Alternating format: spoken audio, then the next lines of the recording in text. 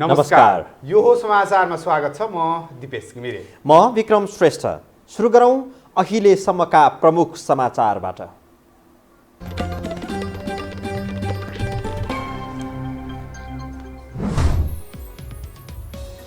काम गर्नै नसक्ने अवस्था आएपछि संसद विघटन गर्न बाध्य भएको प्रधानमन्त्री ओलीको प्रतिक्रिया। विशेष अधिकारमा औँला उठाउन नपाइने जिकिर।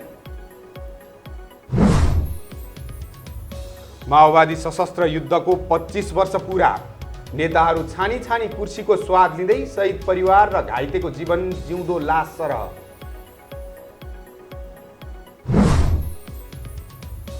सशस्त्र युद्धका सहयात्री दाहाल र भट्टराई आज एकै थलोमा भेटिए। अब एउटै पार्टीमा अटाउनु पर्ने नेताहरूको प्रतिक्रिया।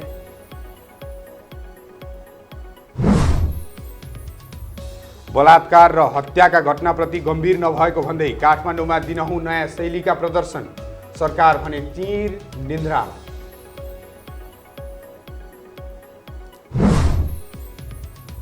र राष्ट्रिय महिला लिगमा एपीएफ क्लबको अपराजित यात्रा कायमै।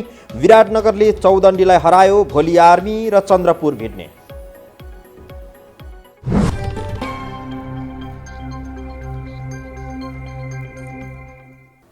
अब समाचार विस्तारमा।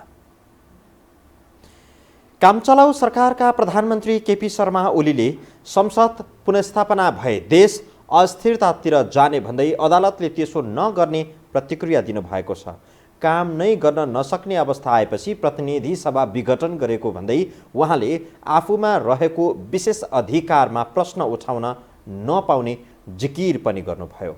एक रिपोर्ट।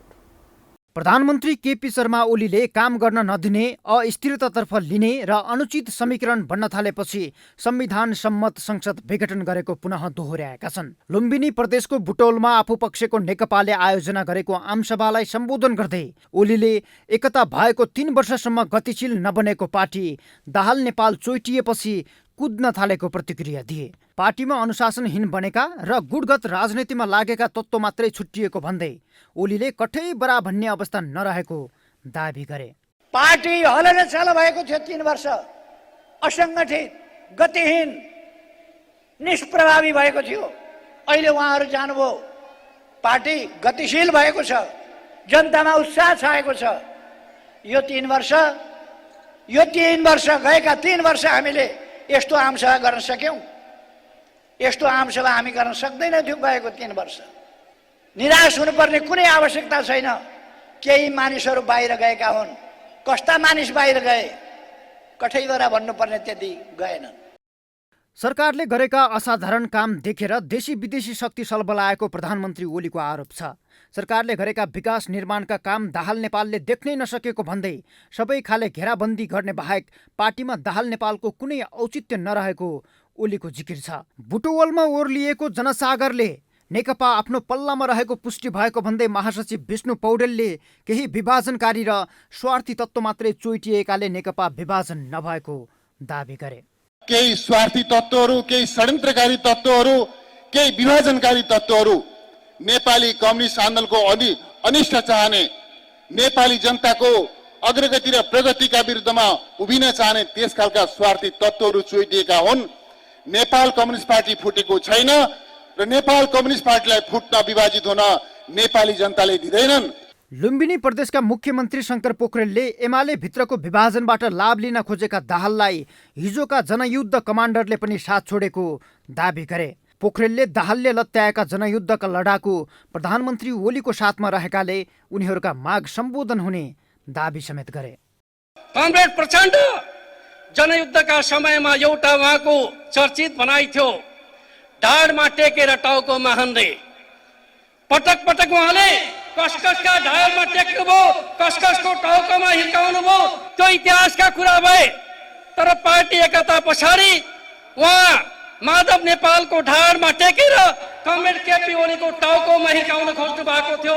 आज सडकमा पछाडिनु भएको छ। नेता टोपबहादुर रायमाझीले ओलीलाई अध्यक्ष र प्रधानमन्त्रीबाट हटाउन दाहाल नेपालले षड्यन्त्र गरेको आरोप लगाए। उनले पार्टी एकता सहमतिको आधारमा गरिएको भए पनि दाहाल नेपाल समूहले खिया लागेको बन्दुक तिर्स्याएर धम्की दिँदै कुर्सीबाट हटाउन खोज्दा आफै सडकमा पछारिएको बताए। स्वचालित हतियार थियो, कुनै बिग्रेको हतियार थिएन। उहाँसित AK-57 थियो। जब उहाँहरूले कक गर्न थाल्नुभयो, सुट गर्न थाल्नुभयो, अब आफू सिद्धिनुभन्दा पहिला उहाँले दिनुभयो दनक, सडकमा पछारिनुभयो। सभामा प्रधानमन्त्री केपी शर्मा ओलीले सूर्य चिन्ह कसको हो भन्नेमा कुनै विवाद नरहेको दावी गरे। बहुदलीय व्यवस्थापछि नै निर्वाचन आयोगमा आफूले सूर्य चिन्ह दर्ता गरेकाले अरू कसैले दावी गर्न नहुने स्पष्ट पारे। नेकपाका दुवै पक्ष अहिले शक्ति देखाउने प्रतिस्पर्धामा रहँदा जनताले अस्तव्यस्त राजनीतिको सामना गर्नु परिरहेको छ। यो हो टेलिभिजनका लागि सन्तोष बिके थापा, काठमाडौँ। आज फागुन 1 अर्थात् जनयुद्ध दिवस तत्कालीन सामन्ती राज्य सत्ताको विरोधमा माओवादीले 2052 सालमा सुरु गरेको जनयुद्ध 26औं वर्षमा प्रवेश गरेको छ। 10 वर्षको जनयुद्धपछि र 15 वर्ष बितिसक्दा पनि पीडितले न्याय भने पाएका छैनन्। युद्धको जगमा टेकेर शान्ति प्रक्रियामा आएका नेताहरू भने फेरि सत्ताको रस्वासदन गरिरहेका छन्। एक रिपोर्ट। फागुन 1लाई विशेष गरी पूर्व माओवादी, त्यसबाट विभाजन भएका जनयुद्धमा संलग्न नेता कार्यकर्ता र शहीद परिवारले खास दिनका रूपमा स्मरण गर्दै आएका छन्। जनयुद्ध र जनआन्दोलनको बलमा नेपालमा राजाले विघटन गरेको संसद पुनः स्थापना भएसँगै राजतन्त्रको अन्त्य भयो भने माओवादी शान्तिपूर्ण अवतरण गर्दै नेकपा भएको छ।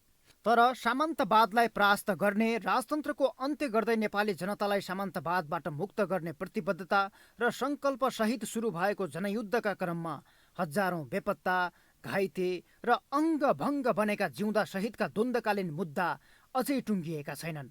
सङ्क्रमणकालीन न्याय र सत्य निरूपण तथा बेपत्ता पारिएका व्यक्तिको छानबिन 25 वर्ष पुरा भइसक्दा समेत ओझेलमै परेको छ।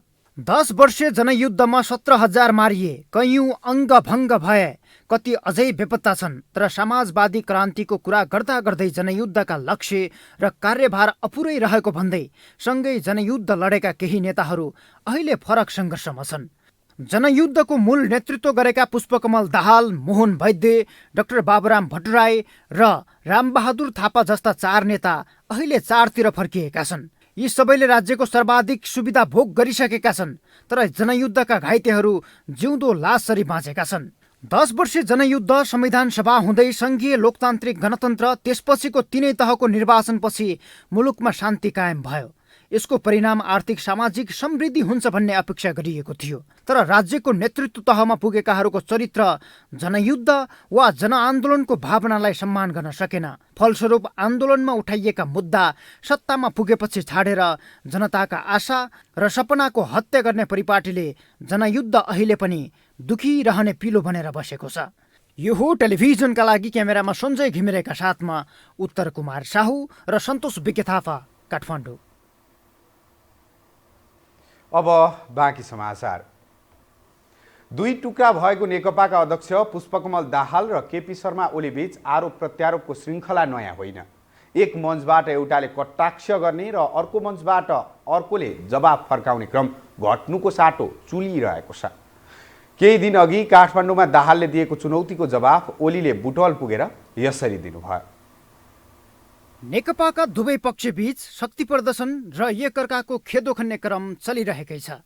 गत माघ 28 मा आफ्नो पक्षले काठमाडौँमा गरेको जनप्रदर्शनमा अध्यक्ष पुष्पकमल दाहालले प्रधानमन्त्री केपी शर्मा ओलीलाई आमसभा कस्तो हुन्छ भनेर हेर्न आउन निम्तो दिएका थिए। म केपी ओलीजीलाई अस्ति उहाँले भन्नुभयो जुलुस कस्तो हुन्छ हामी देखाउँछौँ, सभा कस्तो हुन्छ हामी देखाउँछौँ।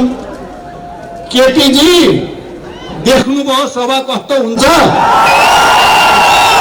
देख्नुभयो विरोध कस्तो हुन्छ, प्रदर्शन कस्तो हुन्छ।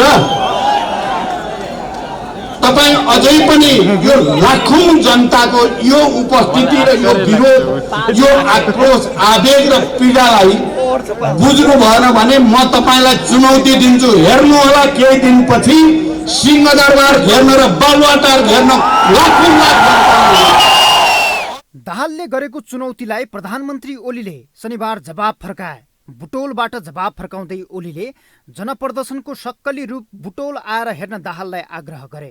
देशभरबाट जम्मा गरेका अलिकति मान्छे देखेपछि दाहालले आफूलाई जनप्रदर्शन देखाउन खोजेको भन्दै ओलीले एउटै प्रदेशको ताकत हेर्न बुटोल बोलाए। 3 दिन अगाडि मात्रै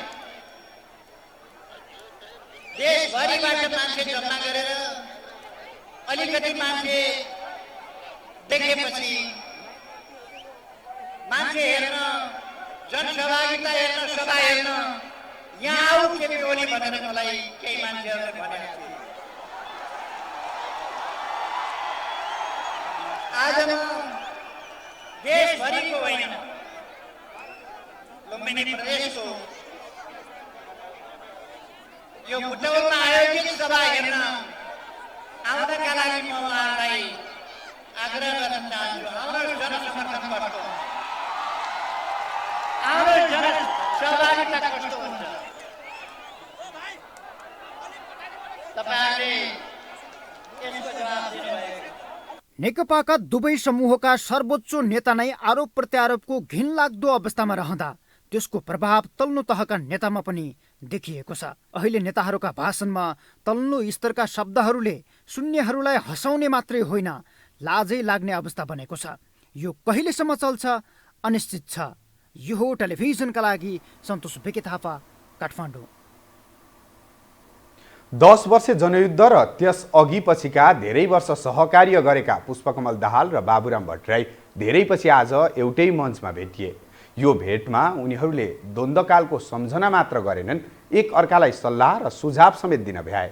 सँगै रहेका अरू नेताले भने दाहाल र भट्टराईले फेरि सहकार्य गरेको हेर्न रहर भएको प्रतिक्रिया दिए। एक रिपोर्ट। 10 वर्षे जनयुद्धका सहयात्री पुष्पकमल दाहाल र डाक्टर बाबुराम भट्टराई शनिबार एउटै मञ्चमा देखिए। नेकपाका अध्यक्ष पुष्पकमल दाहाल र जसपा संघीय परिषदका अध्यक्ष भट्टराईलाई जनयुद्ध दिवसले एकै थलोमा जुटाएको हो। दाहालले भट्टराईसँगको इतिहासले अलग हुन खोज्दा पनि चुम्बकले ताने जस्तै नजिक ल्याएको प्रतिक्रिया दिए। अहिले बाबुरामजी र म एउटै पार्टीमा त छैनौँ, तर फेरि मुद्दाको हिसाबले हामी फेरि एउटै मोर्चामा छौँ र इतिहासको आफ्नो कर्मको कारणले हामी अलग हुन खोज्दा पनि हामी फेरि चुम्बकले ताने जस्तो हाम्रा आफ्ना कर्मले हामीलाई नजिक ल्याइ नै राख्छ, हामीलाई अलग हुन दिँदैन। ती हजारौँ शहीदहरूले हामीलाई अलग हुन दिन्न, ती हजारौँ घाइते अपाङ्गहरूले हामीलाई अलग हुन दिन्न। अध्यक्ष भट्टराईले भने दाहाललाई शहीदहरूको रगत खेर जान नदिन आग्रह गरे। उनले पदका लागि नदुगर्न पनि दाहाललाई सल्लाह दिए। मान्छे भनेको त भावना विहीन एउटा शुष्क एउटा यन्त्रगत प्राणी हो भन्ने ढङ्गले कम्युनिस्ट आन्दोलनले जुन एउटा ग्रहण गर्यो त्यो चाहिँ बेठिक थियो, यसलाई सच्याउनु पर्छ। मान्छे भनेको चाहिँ त्यो शुष्क प्राणी मात्र हुँदैन, वर्गको एउटा छाया मात्रै हुँदैन, वर्ग जातीय क्षेत्रीय लैङ्गिकताको समुचितता हुन्छ, सँगसँगै उसभित्र एउटा मानवीयता पनि हुन्छ। ऊ सामाजिक प्राणी पनि हो, विकासको क्रममा ऊ एउटा मानवीय सारतत्व सहित उत्पन्न भएको प्राणी पनि हो। त्यसको वर्गीय पक्ष एउटा हो, त्यो मात्रै होइन। नेकपाका अन्य नेताले दाहाल र भट्टराई अब एउटै पार्टी अटाउनै पर्ने तर्क गरे। 10 वर्ष सशस्त्र युद्धका योद्धाहरू छुट्टा छुट्टै रूपमा रहनुको औचित्य नरहेको उनीहरूको भनाइ छ। डाक्टर बाबुराम र प्रचण्डको मिलन पनि त्यो जनयुद्धकै कारणले भएको थियो। जनयुद्धलाई कसरी अगाडि बढाउने भन्ने सम्बन्धमा उहाँहरूको सम्बन्ध गाढा भएको थियो। जनयुद्ध सञ्चालन गर्ने बेलासम्म उहाँहरू दुई शरीर एक आत्माको रूपले काम गरिरहनु भएको थियो। संविधान जोगाउने, गणतन्त्र जोगाउने, संघीयता जोगाउने, धर्मनिरपेक्षता जोगाउने मूलभूत रूपमा 70 वर्षदेखि गरेका सङ्घर्षको उपलब्धि जोगाउने अभियान छ। आज समयकै भन्नुपर्छ, हामी 26 गते कमरेड प्रचण्ड, कमरेड बाबुराम, म समेत हामी आजैबाट जनयुद्ध थालनी गरेर भूमिगत भएको थियौँ र त्यो शहीदको त्याग, तपस्या र बलिदान आजको त्यसको थालनीको दिन यसले हामी सबैलाई फेरि एक ठाउँ एकीकृत हुने ऊर्जा दियोस्, उत्साह दियोस्, प्रेरणा दियोस्, मेरो कामना छ।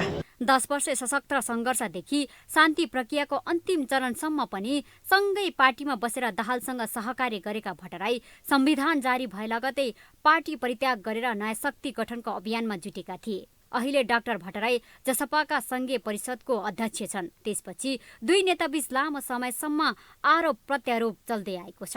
यो हो टेलिभिजनका लागि क्यामेरामा सिरज श्रेष्ठका साथमा लीलामाया ठटाल, काठमाडौँ। हामीसँग समाचार अझै बाँकी छन्, अहिलेलाई विश्राम।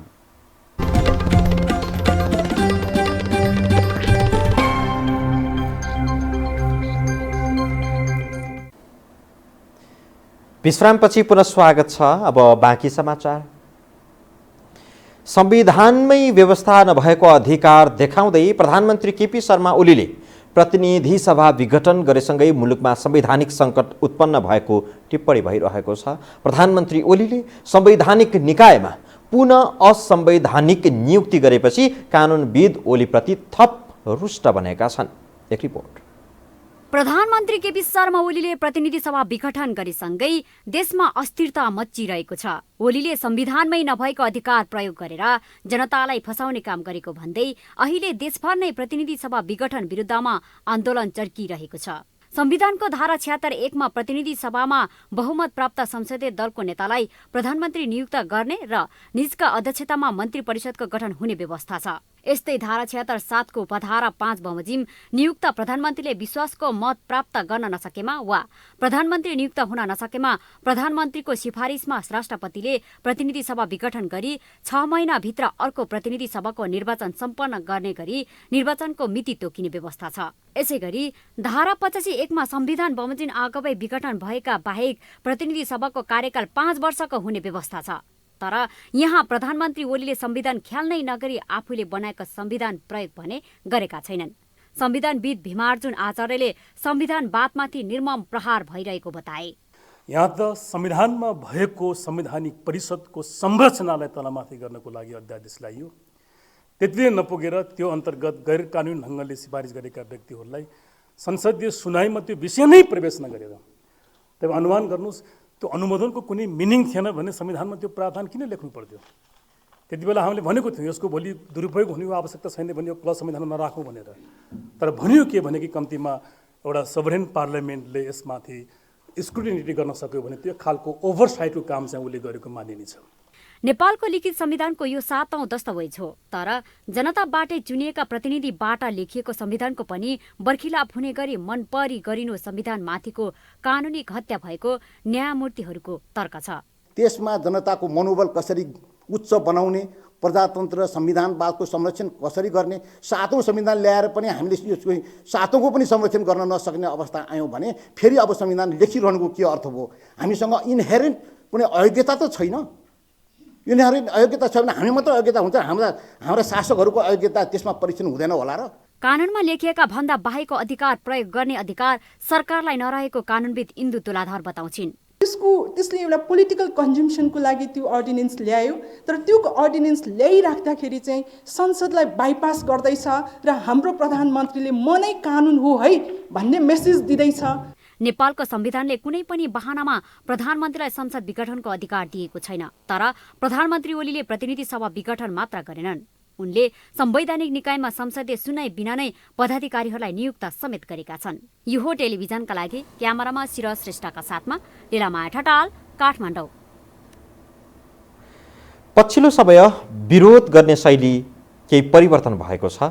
युवा युवती फरक शैली अपनाउँदै सडकमा निस्कन थालेका छन्।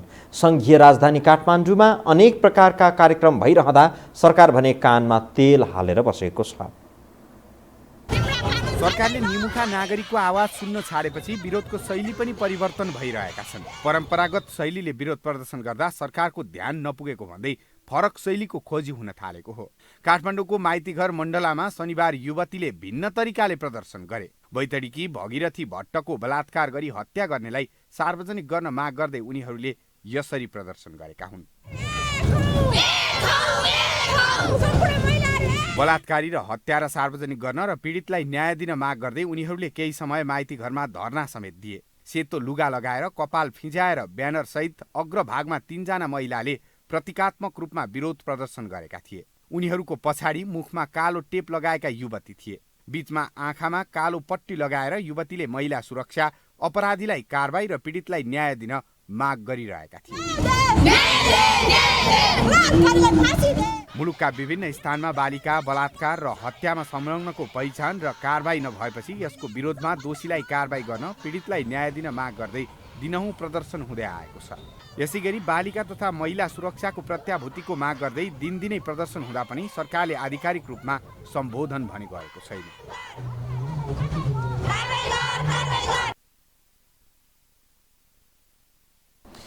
हामीसँग समाचार अझै बाँकी छन्, अहिलेलाई विश्राम।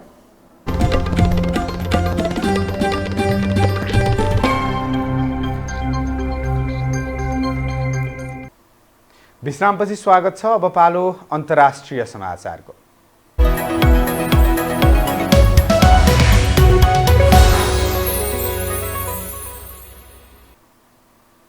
महाअभियोग सामना गरिरहेका अमेरिकी पूर्व राष्ट्रपति डोनाल्ड ट्रम्पका वकिलहरूले हिंसात्मक घटनामा ट्रम्पको संलग्नता नरहेको दावी गरेका छन्। वकिलहरूले संसद भवनमा एक प्रहरी अधिकारी सहित 5 जनाको ज्यान जाने गरी भएको आक्रमणमा ट्रम्पको संलग्नता रहेको भन्नु गम्भीर झुट बाहेक केही नरहेको दावी गरेका छन्। आक्रमण योजनाबद्ध तरिकाले भएकाले त्यसमा ट्रम्पको संलग्नता कुनै पनि अवस्थामा पुष्टि नहुने वकिलहरूले सिनेटमा भइरहेको सुनवाईको क्रममा दावी गरेका हुन्। सिनेटमा रहेका अधिकांश रिपब्लिकन सदस्यहरूले ट्रम्पलाई दोषी ठहर गर्ने पक्षमा मतदान नगर्ने सङ्केत गरेका छन्।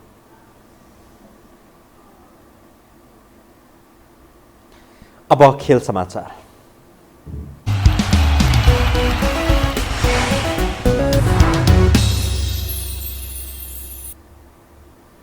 साबिक विजेता एपीएफ क्लबले राष्ट्रिय महिला लिग फुटबलमा अपराजित यात्रा कायमै राखेको छ।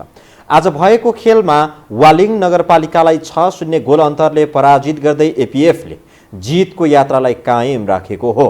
सातोबाटो स्थित एन्फा कम्प्लेक्समा एपीएफलाई जित दिलाउन सावित्रा भण्डारीले ह्याट्रिक सहित 5 गोल गरिन्। यस्तै प्रीति राईको नाममा 1 गोल रह्यो।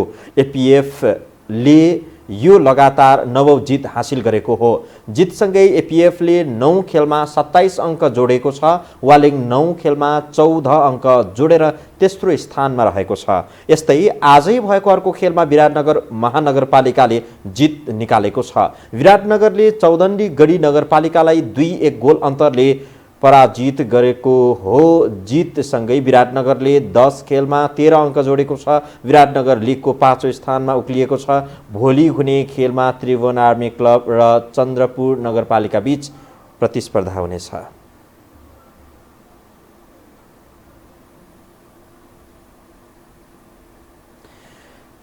यससँगै हामी यो समाचारको अन्त्यमा आइपुगेका छौँ। जाँदा जाँदै प्रमुख समाचार पुनः एकपटक।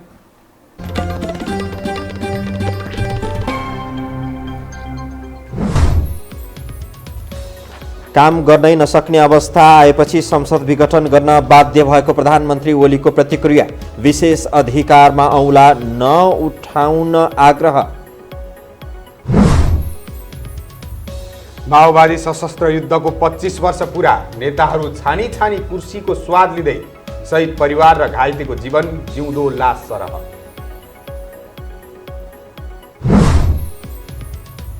सशस्त्र युद्धका सहयात्री दाहाल र भट्टराई आज एकै थलोमा भेटिए। अब एउटै पार्टीमा अटाउनु पर्ने नेताहरूको प्रतिक्रिया।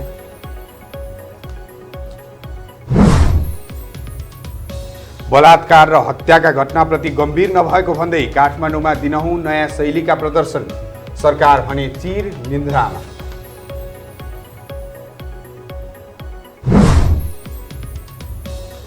र राष्ट्रिय महिला लिगमा एपीएफ क्लबको अपराजित यात्रा कायमै। विराटनगरले चौदण्डीलाई हरायो। भोलि आर्मी र चन्द्रपुर भिड्ने।